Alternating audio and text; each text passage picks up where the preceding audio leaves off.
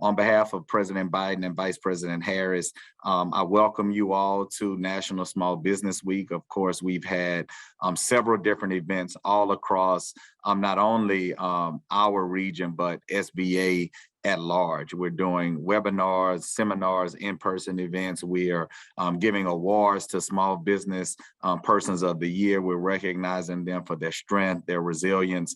But I just wanted to pop in. Hope can't make it to all of my states this week, so trying to at least participate as much as possible. But we are excited about the work that the SBA is doing. Of course, over the past 2 years, with all of the heartache that I don't have to repeat. We know that the SBA has punched well above its weight. We went from a relatively unknown agency to an agency that was responsible for almost $450 billion in aid through all of our programs, from COVID EIDL, which is closing this week. So if you or your clients or your friends or any of your your business partners are still have issues with EIDL, that application process is closing for reconsiderations on the 6th, and the portal will be closed on the 15th, on the 13th. But several businesses through restaurant revitalization, $28.5 billion, shutter venues, another $14 billion, and COVID EIDL, last check we're about at $125 billion. So the SBA has been there to help businesses not just pivot, but expand and grow during the past 2 years. And we're excited about moving forward to get back to some of our traditional programs. Today, I am in Lafayette, Louisiana, at a lender summit. So I'm gonna walk out of here and go next door and beg these lenders to give more, right? If they gave out 30 loans last year, we want 60 this year. If they were at 10 million, we want them to be at 20 million. So we know that small businesses, the uptick in new applications, we're 30% more than we were pre-pandemic with applications for small businesses. So all of those businesses need the resources that we provide at the SBA. And I see some of our resource partners are on. Thank you as well for connecting small businesses to the resources that we provide at the SBA. So Sarah, I just wanted to come in and say hello.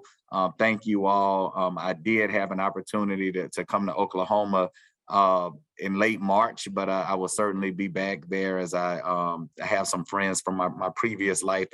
I spent 10 years as a legislator in Louisiana. So the Speaker of the House is a really good friend of mine. He and I traveled when I was in the legislature. So we have some products and some projects that we talked to him about, and some leadership in Oklahoma. So I look forward to being with you all in person very soon. Well, thank you so much for those remarks, and thank you for joining us. Thank you, Sarah. All right, we want to give plenty of time to our speakers this morning, so we will go ahead and kick off this panel. So Brenda, would you like to get us started? And then we'll circle back around to Ken. No problem. Good morning, first of all. And my name is Brenda. I am a lender relations specialist with the Small Business Administration. And I have worked for the federal government for about 18 years. So we're going to be talking a little bit about who we are as the Small Business Administration. And we are a federal agency that provides support to the country's small businesses. And we offer several tools and resources to new and existing business owners, including access to capital, business development, and government contracting. And we'll talk a little more about those. So what is federal contracting? So the SBA encourages small business to become federal contractors, but to be able to compete, the small businesses must complete the registration process. And if applicable, you can obtain certifications. So what can we do? The SBA works with federal agencies, and it guarantees 23% of federal contractors to small businesses, which this is great for you as a small business. Now, potential business contractors sometimes seek special certifications such as 8A, women-owned, veteran-owned, and or HubZone certifications. So if you're eligible for those, I will encourage you to get those certifications. Now, you can get help and resources you need to register and improve your bottom line by connecting with our partners to help you explore your product and services. So now we will talk about financing and what we can offer you as a small business owner.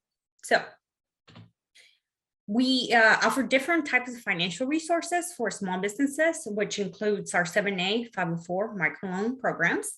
And this programs reduces the risk for the lender and makes it easier for you as a small business to get capital for your business. Now, how do we get involved in this? Well, basically, we guarantee those loans. So the capital is issued by our participating lenders, which will consist of our banks, credit unions, and other financial institutions. So you ask yourself, why? Why would they need us as a guarantee? Well, sometimes it's going to be for your startup businesses. Why? Because some lenders may be less willing to work with startups because they don't have the business history to demonstrate that their financial ability to repay the loan. So therefore, that's why they seek our guarantee, just because of the risk involved with the startups. Now, another thing will be the weak collateral. Why would they use us? Why would they want a guarantee? Well, before a lender issues you a loan, it wants to know that you can repay it. So that's why many of them require some form of collateral. So if you have weak collateral, they will go ahead and seek us as SBA because we're not collateral based. Therefore, they will get a guarantee from us for you to get that capital. Now, longer repayment terms, you will wonder why would they need our SBA guarantee? Well, if you can have an idea, a longer term is riskier for a lender because there is more of a chance for you to something go wrong. So therefore, you probably was willing to pay it back if something does go wrong. So that's why they will seek an SBA guarantee. Now, our maximum loan amount will be $5 million. And our guarantees can change based on the needs of your business. So we will guarantee anywhere from 50% to 90%, and that will be actually discussed to you with your lender and see what best fits for you for that loan. Our maturity, which is the longer repayment term that I was talking about earlier, it can go from 25 years or less, and really depends on what the proceeds you're going to be using the money for. Interest rates, as you can see, we have that, but that's the maximum amount a lender can pay. Can actually charge you. So therefore, we're here for you. So we're wanting them not to go exceed certain amount. Okay. So basically, we're very competitive. So you'll be able to work that with your lender. So now we're going to talk about our resource partners and why they're there for and how they can help you. So SBA provides limited small business grants to eligible communities, organizations to promote small businesses. So our research partners don't just help people start up and launch their own business, but it also has resources available to help manage and grow your business as well.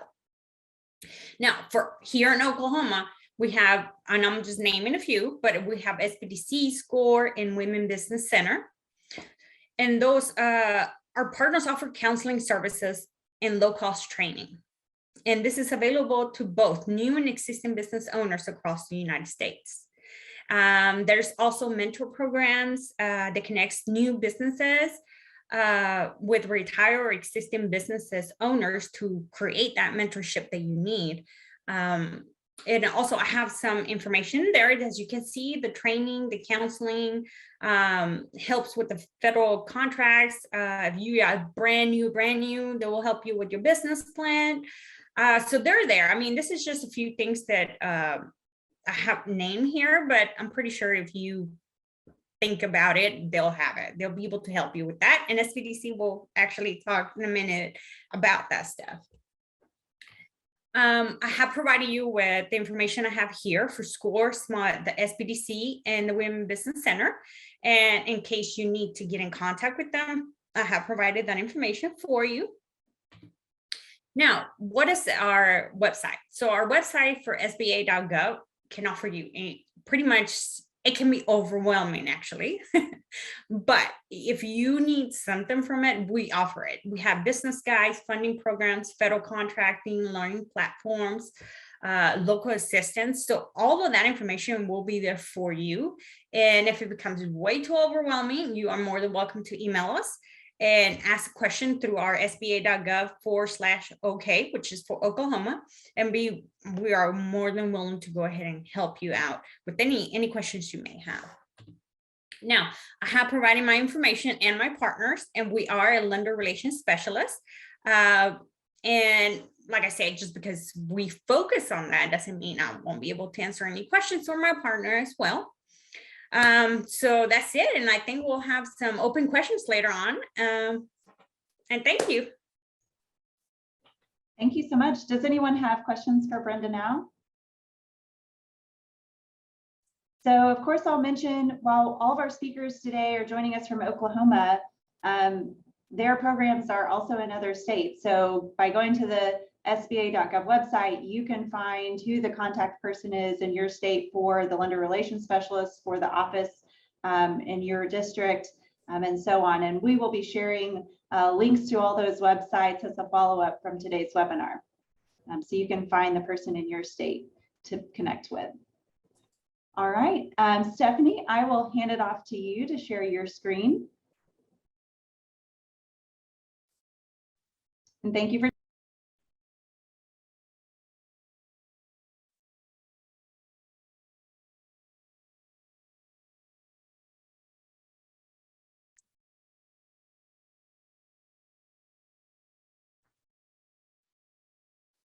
Okay, thanks.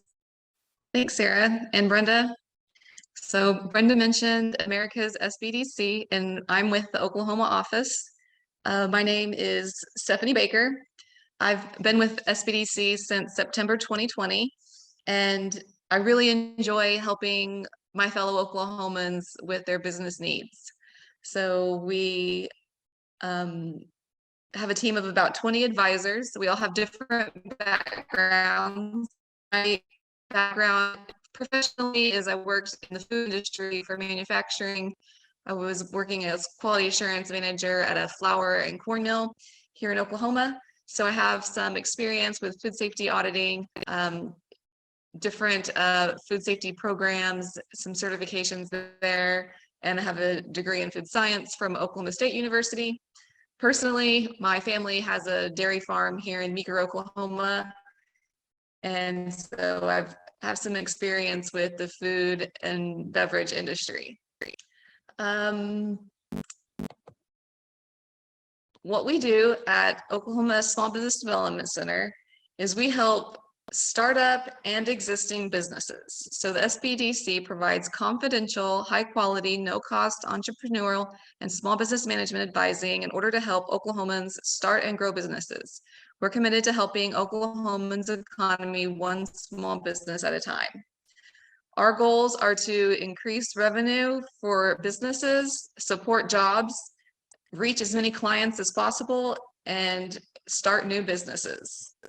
We are confidential, which kind of works against us, and we cannot spread your story by word of mouth. So we have to have your approval to share your story, which kind of keeps us as one of Oklahoma's best kept secrets. So our confidentiality is very important to us. Where we are located. Our headquarters are in Durant, Oklahoma, which is the far southeastern corner of the state. We were started in 1984 with Southeastern Oklahoma State University, but we serve all 77 counties.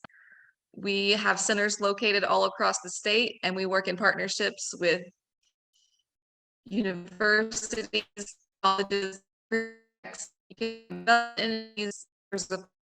and Main Street programs. And now that we have virtual meetings, it is so easy to connect with our advisors in all these different areas of the state. So everybody on our team can help you. For example, we have an office in Kay County at Ponca City, the Pioneer Technology Center. We have an advisor in Oklahoma City at the Hispanic Chamber of Commerce. We have an advisor in Tulsa at the new Women's Business Center in the Greenwood District. And we have an advisor in Miami at the Neo A&M College.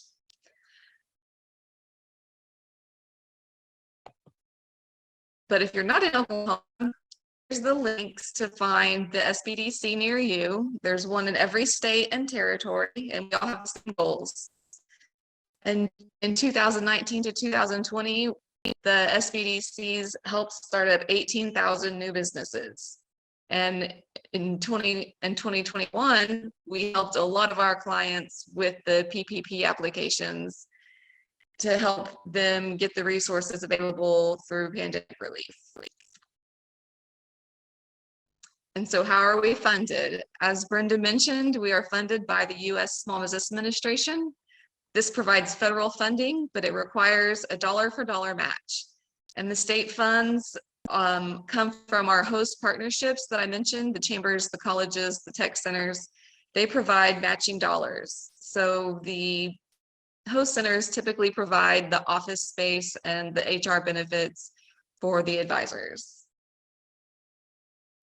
And basically, it's pretty much funded from your tax dollars. So you need to take advantage of this resource that's available for free. You don't have anything to lose. Our expertise, here's a list of things that our different advisors have backgrounds in. So we specifically partner with the Wes Watkins Center at OSU for international trade development. We have 3 advisors there to help any companies that are thinking about exporting.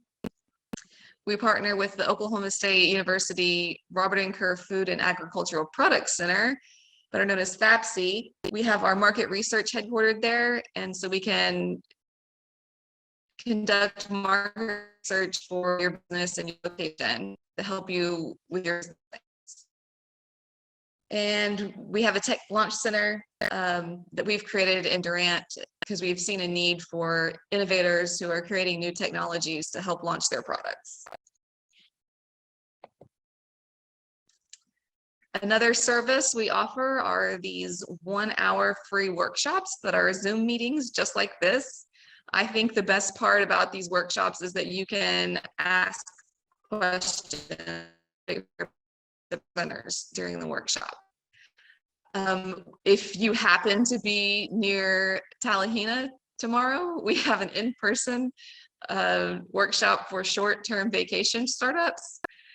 That's a booming tourism industry down in southeastern Oklahoma right now, and we see that need, and this workshop is created to meet that need. If you are not able to attend that workshop, I could try to get some of the materials and email them to you if you want to contact me.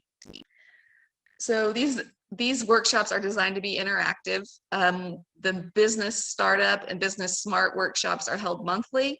The other topics, marketing to the government, Google Maps, and budgeting, those types are offered either quarterly or annually.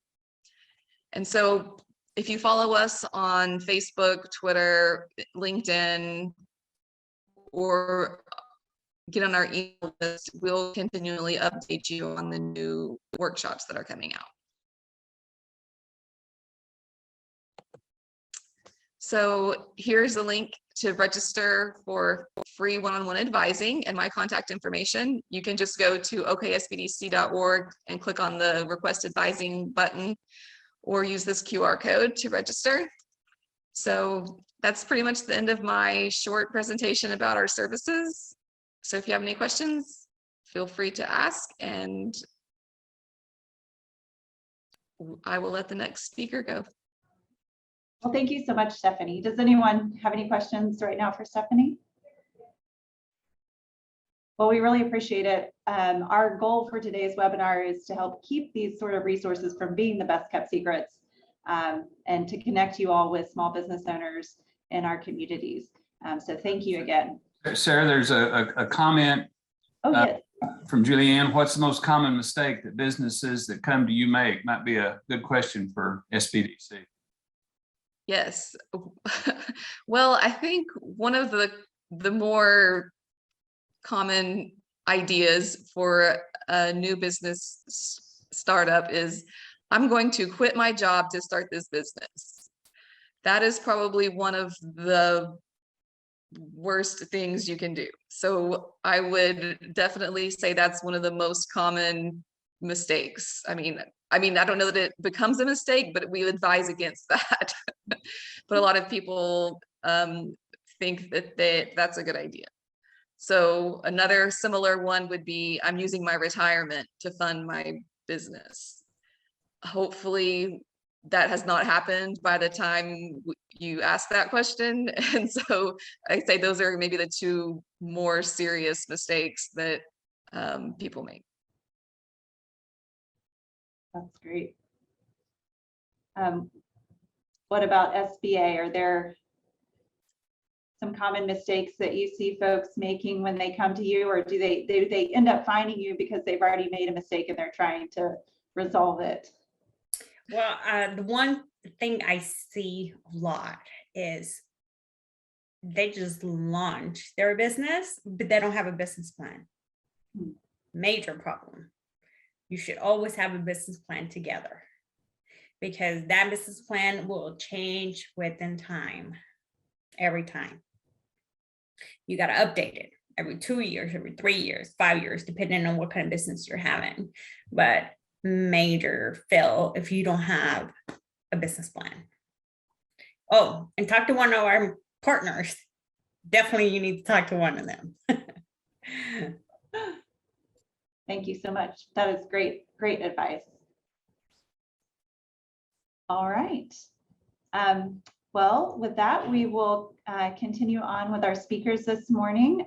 Brian, we'll have you joining us next. So a quick reminder, I introduced our speakers earlier, but Brian is with USDA, and he's the Director of Business and Cooperative Programs here in Oklahoma, and he's also our Oklahoma Native American Coordinator. So thank you, Brian, for joining us this morning. Thank you. I wanted to just follow up on what our co-panelists said on the business plan. We here at Rural Development, we get a lot of inquiries about folks wanting to start a business, and that is always where we direct them first, is to get a business plan. It's one thing to have an idea of what you want to do.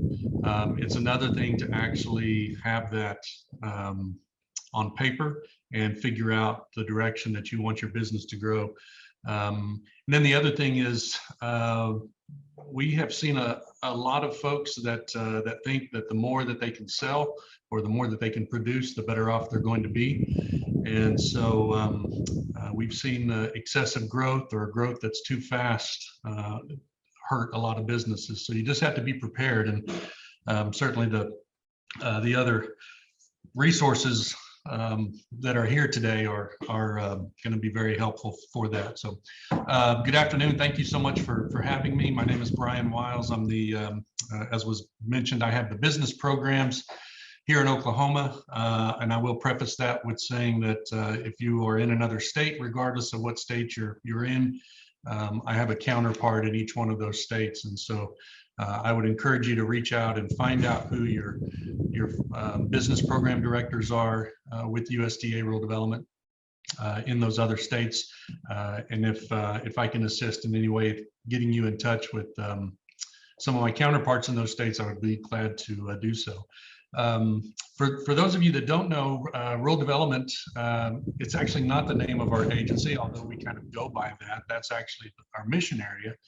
And within Rural Development, we're divided up into basically 3 sub-agencies of rural utilities and rural housing, and then a rural business. And that's where all of my programs are. I've been with the agency since 2003. Before that, I was a lender here in Oklahoma at a couple of different banks.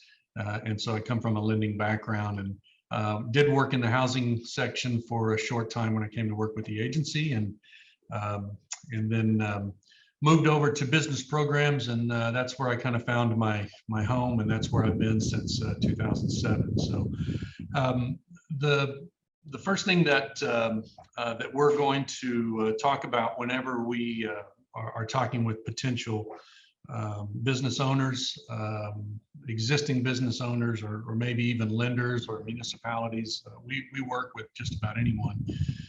You have to be in a rural area, and everyone always asks, well, what does that mean? What's the population? And of course, it depends on the program, but for the most part, for my programs, the business programs, that's 50,000 people or less. So we do stay out of the metropolitan areas. However, by saying that, it's not definite. There are some programs that we can offer in urban areas, and it depends on the program. We have over 40 programs, and so obviously don't have time to go through all of them, but I just want to hit on a couple of highlights. But as long as you're in a rural area, then most likely you're going to be eligible. And even if you're not, check with the program, check with your state staff, and see if there is something that some type of a waiver, or maybe it's not an issue for that particular program. We are no longer a direct lender to businesses. We used to be, but now our flagship program, and the one where we spend a lot of our manpower and resources would be the Business and Industry Guaranteed Loan Program. And again, it's similar to what SBA offers. We work in conjunction with SBA.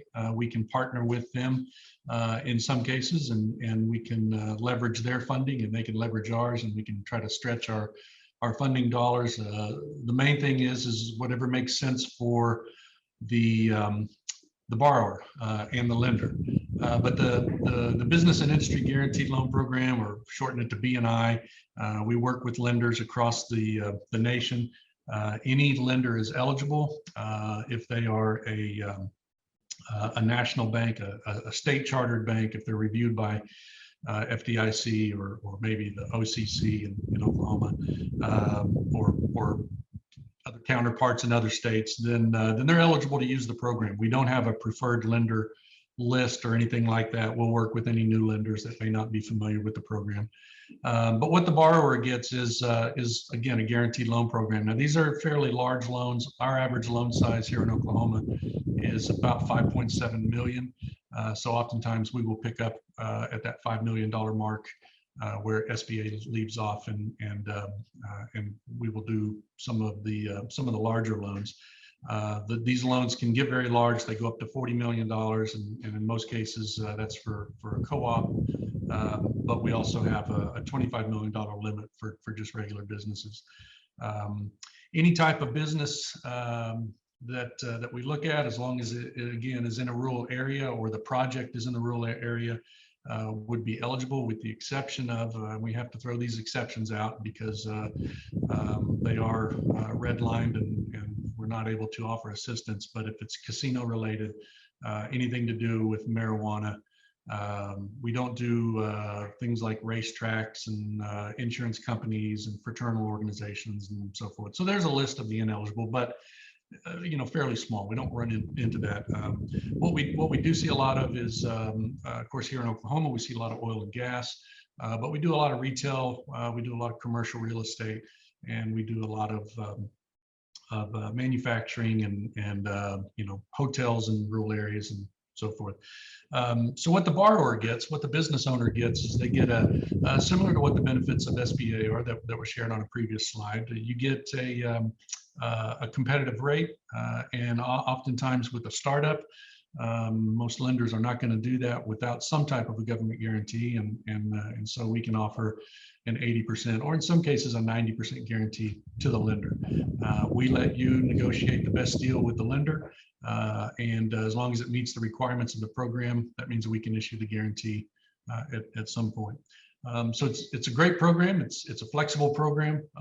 It's a not as high volume of a program as what obviously SBA offers, but what we found is that there is certainly a market for SBA, but also a market for RD, and sometimes that's in conjunction with each other. And so it's a great program to check out. If you would like additional information on it, I'm sorry, I should have mentioned this. I'm sharing our website. It's actually a pretty good website. It's rd.usda.gov.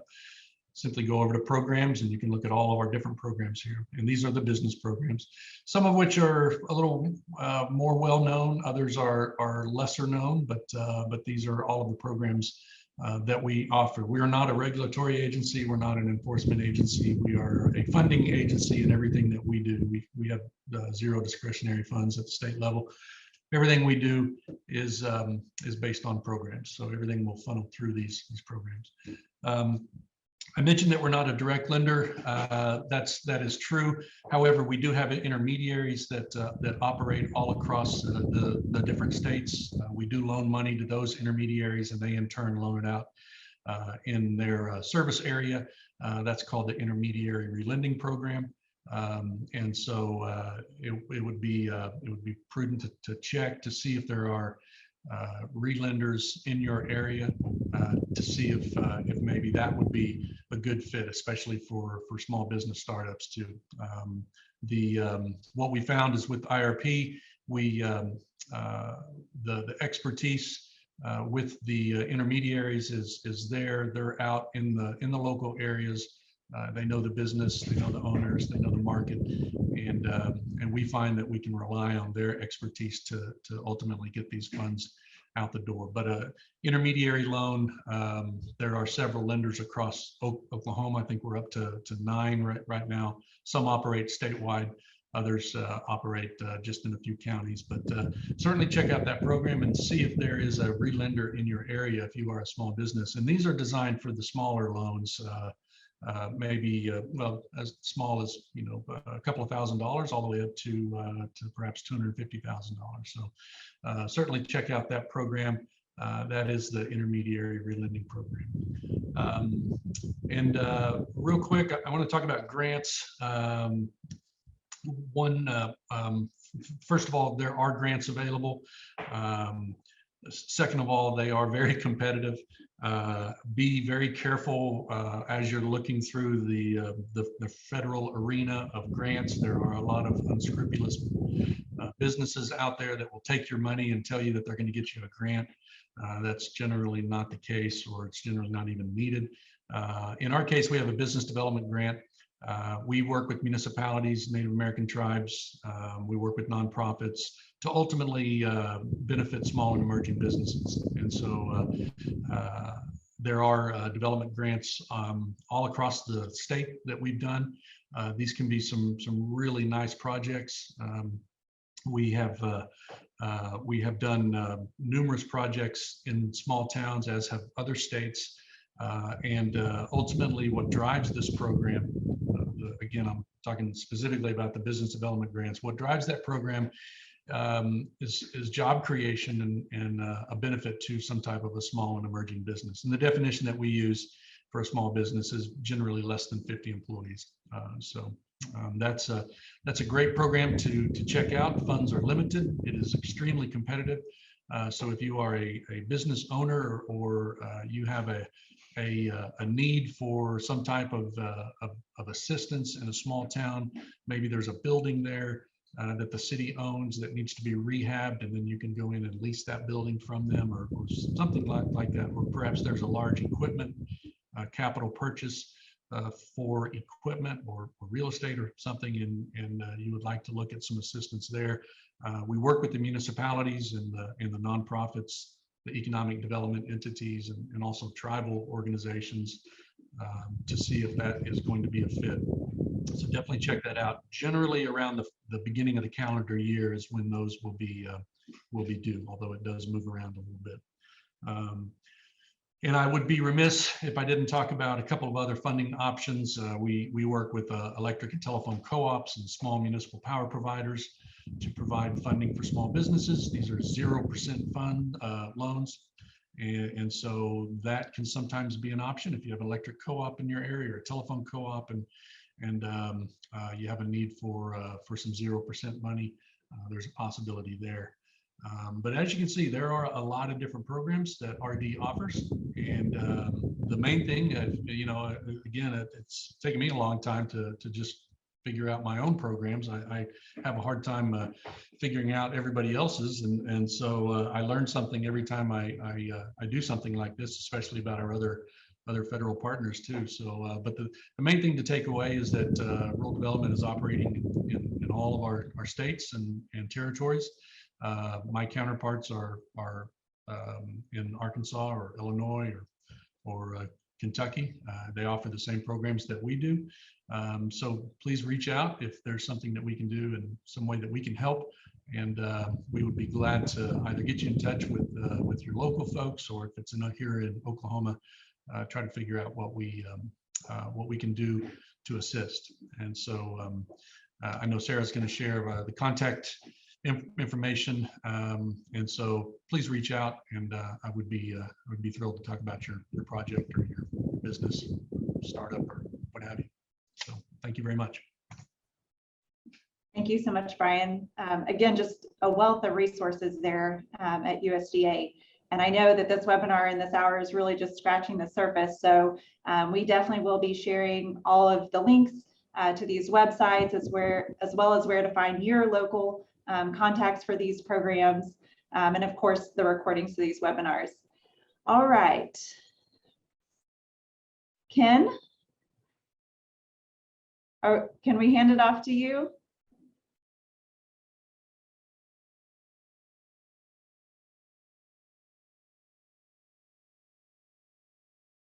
And in the meantime, if there are any questions for Brian, you're welcome to chime in.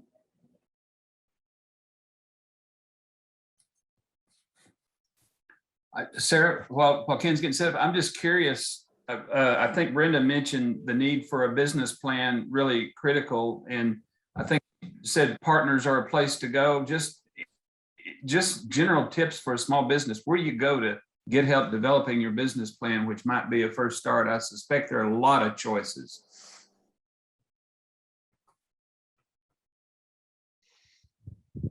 There you go. Well, I would say any of our partners, really, our SBDCs, SCORE, Women Business Centers, our website. We have a plan there. They can just kind of pop in and put your business name, and it will give you ideas. So yeah, I mean, you'll be able to talk to any of our partners, and they'll be more than glad to help you with that. But if you like tech savvy and you're like, I can do this, go to sba.gov and you can go ahead and get your plan there and start punching it in. I would just add on to that. That's great advice. If you Google the business plan, there are going to be a lot of companies that will come up and will offer to formulate a business plan for you. And oftentimes, again, I don't want to harp on these unscrupulous companies, but we have seen a lot of them. They're not really going to be able to do anything that you wouldn't be able to do yourself. So we refer folks over to SBDC all the time, and they're a great resource. So I would stay away from the pay sites of folks that would, going to charge you X number of dollars to prepare your business plan, and stick with these resources that have been mentioned today. Unfortunately, we see it all the time where somebody's paid $3,000 or $4,000 to a consultant, and the business plan looks like something that was written on a napkin, and so we refer them over to SBDC anyway. So, thank you. That's a great resource. Yes, and I would say there's Probably no need for you to waste your money as a startup. You're going to need that capital for your business. Don't pay off. Yeah, I should probably add that I think there's a delay, but I'm just gonna throw it out there. Yeah, we have advisors that help companies with their business plans, and actually just recently we subscribed to one of the software's live plan to develop for our clients to use our subscription to develop their business plans. Live plan is one of the common software programs, so our clients would be able to use it for free, which we're paying for the subscription. So that's one And then just we have lots of examples and templates and advisors who can look over your plans and make suggestions. And then we have the market research that we can do to include for your competitors. Stephanie, do you also assist folks with registering in SAM? Yes. Yeah, that's another area that we've seen a lot of misuse of funds is the system for award management. So yeah, generally there's free alternatives out there, but as soon as you try to register in SAM or you Google something like SAM, there's going to be all kinds of websites that look legitimate. They look just like a government website, and you get in there, and then all of a sudden they're going to charge you $300 or $400 to register for something that's free. So great, thank you all. That's really what I'm getting from you all. Is you got to be careful. And Brian's an old banker, so if you can't walk into a banker or a government office and explain that plan, you're really not too far down. So you got to put your own equity, sweat equity, into building it.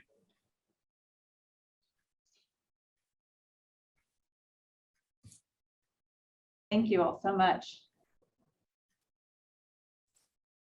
All right, Ken. Are you able to see my screens yet, my documents? Yes. Okay.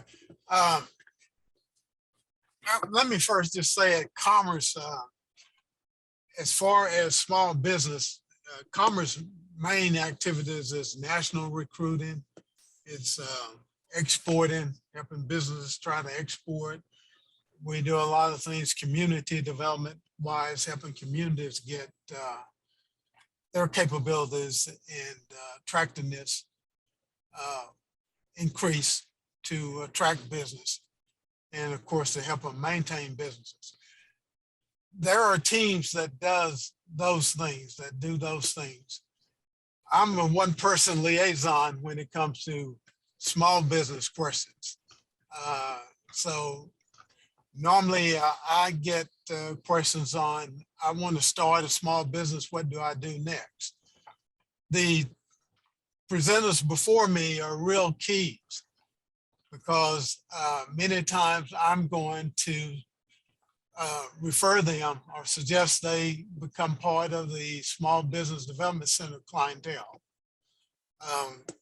If they're trying to do federal contracting, I'm going to refer them to an organization. There's actually two, but the main organization is called the Procurement Technical Assistance Center, the Oklahoma PTEC now, Oklahoma Procurement Technical Assistance Center.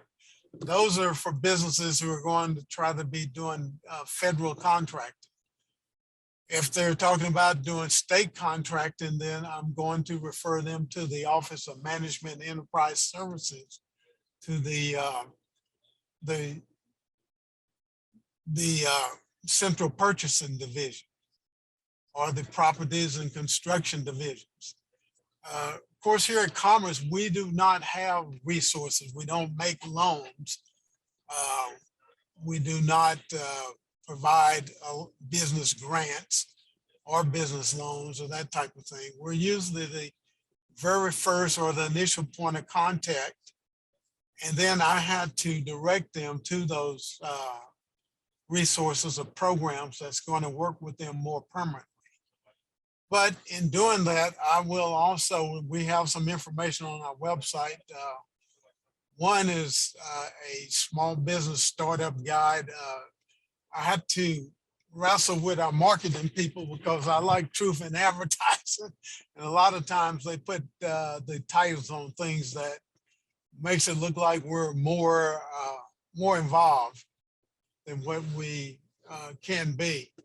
But one of the items that I use right away in talking with someone, I'll send it out, is called a small business startup guide. And that's on our website. Normally, can you see the cursor where I have my cursor now in that area? Ken, I think we're still having some problems with your screen share. We're seeing your folder and not the actual document. But if you'd like, I can pull it up on your website and share my screen. Okay. Let's try that.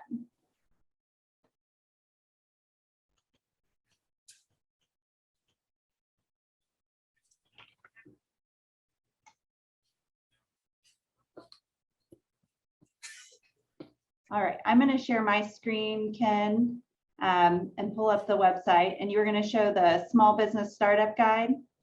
Yeah. Okay.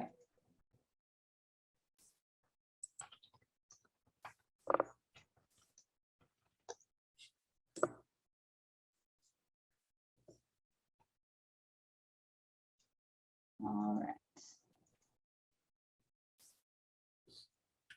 And you can help me navigate where you need to go. But you should now be seeing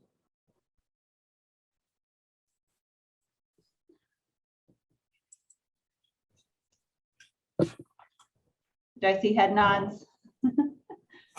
Yes, it's a, Okay.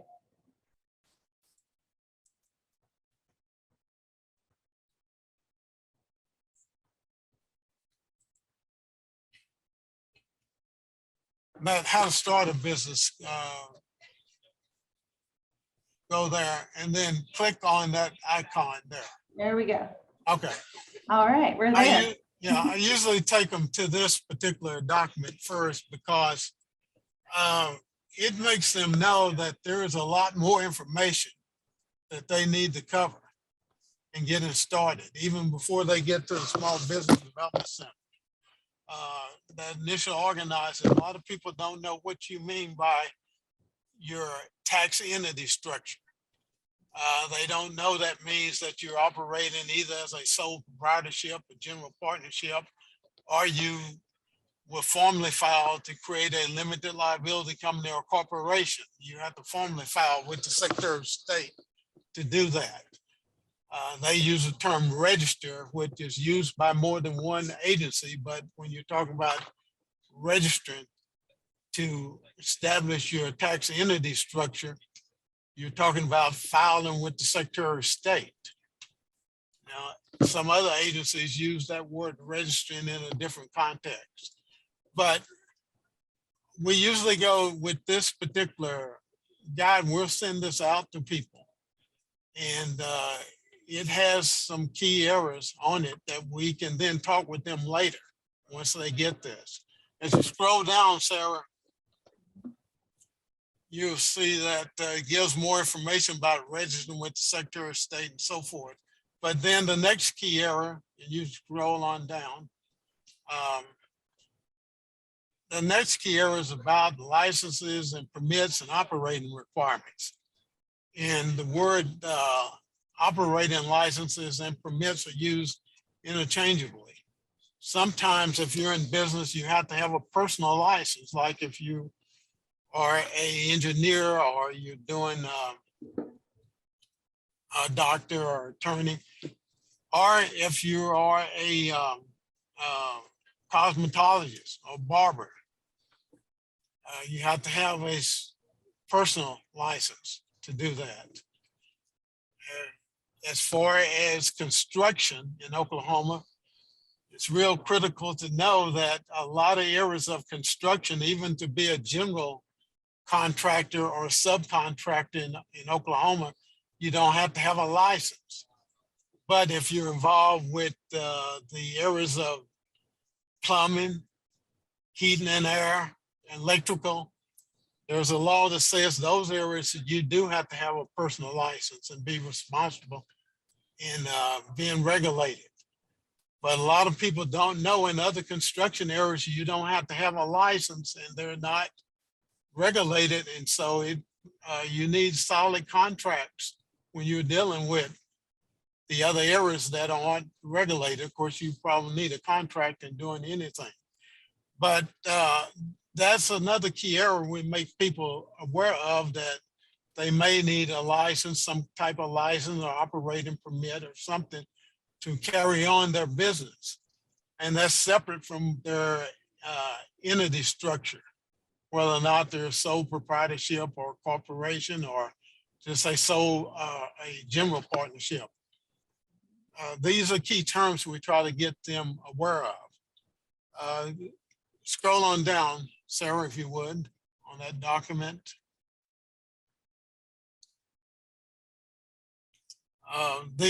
The other area, a lot of times I get calls from people from out of state, but scroll on down further.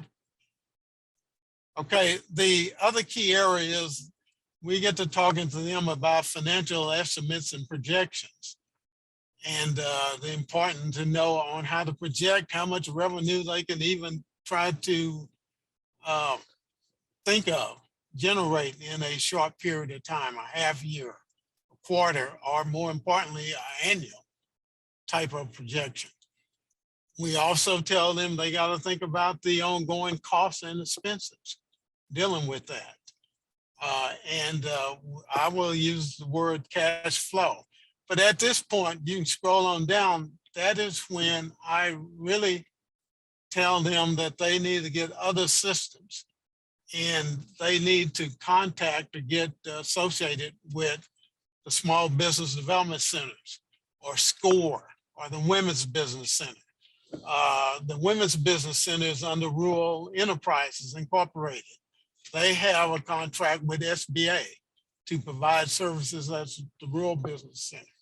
The Small Business Development Center, which you've already had presentations from, they have a contract from SBA to have a statewide program under with the Small Business Advisors. SCORE, the Service Corps Retired Executives, is a volunteer program. And the chapters, main chapters are in Oklahoma City and in Tulsa. I make people aware of contacting them if they're in the Tulsa area, Oklahoma City area. But that is normally where we get a lot of initial calls and people, their question is, I want to start a business, what do I do next? Or do I need a license to do this particular thing? Another particular area is a sales tax permit if you're doing retailing or wholesaling of any type. In Oklahoma, wholesalers and retailers have to have a sales tax permit, and they have to collect sales tax where applicable. In particular, anyone that's trying to sell tangible items, particularly as a retailer, they need to know about sales tax permits and if they're at the point of even needing to get one. But those are the things that we're involved with day in and day out that I get tremendous calls and emails about here at Commerce. We try to be an initial point of contact to get people referred to the other resources. We don't make loans. We don't have a group that's going to work with them with business plans or that type of thing. Those are the day-to-day things that I'm involved with. A other key area though is, Sarah, if you could go to,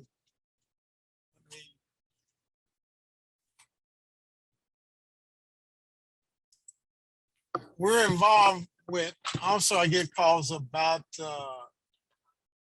minority business or different types of business certification programs. Do you see that diverse business guide, Sarah? You'll have to go to our website for that. I'm sorry. Yeah, I'll pull that up. Okay. Yeah, a couple comments in the chat. Stephanie says that she sends this document to all of her startup and existing clients, and Julianne says it's an incredibly helpful document. So it is indeed. Let's see. It needs to be rewritten somewhat, but it is still helpful in a sense. All right, let's see here. This application for open for minority. Diverse business certification. It's on our website. I put it up to share. Can you reach it there? If you go on the website, I can tell you where it is.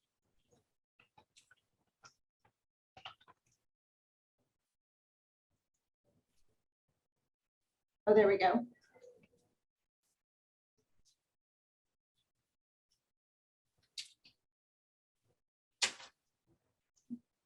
All right, you should be seeing the diverse business certification program.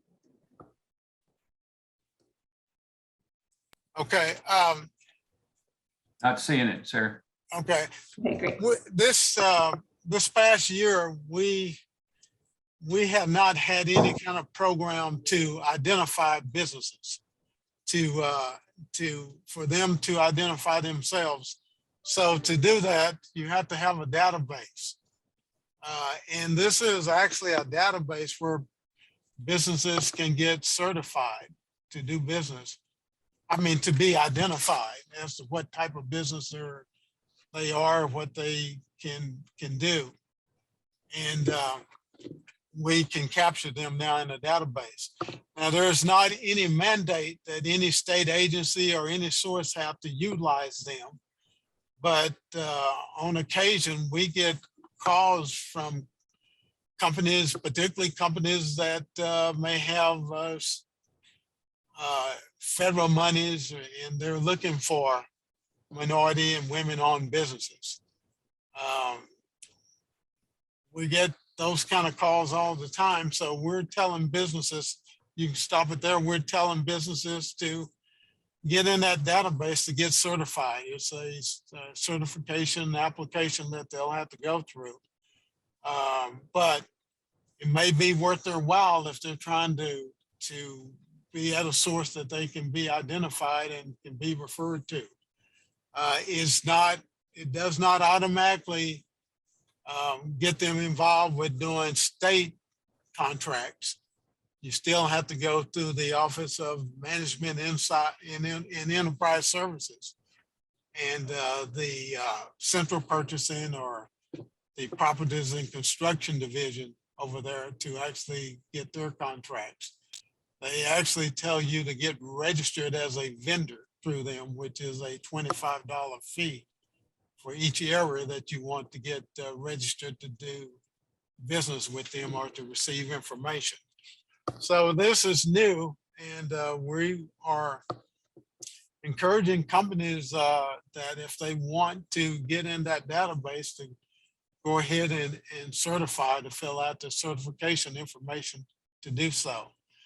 But again, I'll just close and say that at Commerce, we're usually the initial point of contact for a lot of things, and we have to refer them to federal agencies, to state resources, to the cities, and the levels of government are state and local. It's local and city, municipal and local. Yes, city and county, then state, and then federal. And a lot of times they know nothing about those different levels. They're just looking for resources and how they operate. So I'll stop at that, and if there's any questions. Thank you so much. Even with a few technical difficulties, we got it worked out, and this has been an hour of sharing really, really valuable resources. Does anyone have any questions for Ken or any of our other panel speakers this morning? I know we're a few minutes over the hour, but it's been a very informative hour.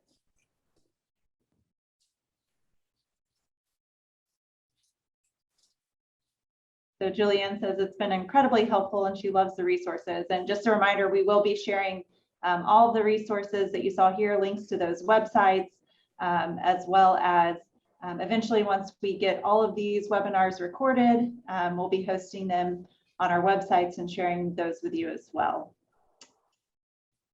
All right, well, thank you again to all of our panel speakers for taking time out of your morning to join us today. We really appreciate it. We hope that these will be valuable resources, and you've obviously shared a lot of best practices for small business owners. And again, we hope that this whole webinar series has served as a toolkit to support and strengthen our small businesses in our rural communities. So thank you again for joining us today. Have a great Wednesday, and we'll be in touch.